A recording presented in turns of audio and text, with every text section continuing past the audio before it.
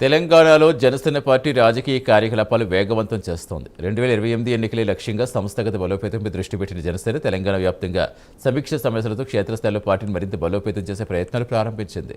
రాష్ట్రంలో 17 పార్లమెంట్ నియోజకవర్గాల పరిధిలో సమీక్ష సమావేశం నిర్వహిస్తున్నామని జనసేన నాయకుడు ఆర్కే సాగర్ చెప్పారు. జీహెచ్ఎంసీ ఎన్నికలతో పాటు వచ్చే శాసనసభ ఎన్నికలు, స్థానిక సంస్థల ఎన్నికలపై దృష్టి పెడతామని చెప్పారు. కరీంనగర్, ఎస్పెషల్లీ కరీంనగర్ లో ప్రతి ఒక్కడు, ఒక యువకుడు నుంచి ముసలాళ్ళ వరకు అందరూ సకల జనున్న సమ్మెలో పాల్గొని, అంటే ప్రతి కార్మికుడు, ఇక్కడ సింగరేణి కార్మికులు కానీ ప్రతి కార్మికుడు, ఆర్టీసీ అందరూ పాల్గొని కరీంనగర్ లో ఉద్యమం స్థాయికి తీసుకెళ్లారు. అందరికి తెలిసిన విషయం. అలాంటి గడ్డ ఇప్పుడు మాఫియా చేతులు, మాఫియా కొరల్లో నలిగిపోతుంది. ఆ విముక్తి కోసం డెఫినెట్ గా మేము ఫైట్ చేస్తామని మనస్ఫూర్తిగా మీడియా తెలియజేస్తున్నాం.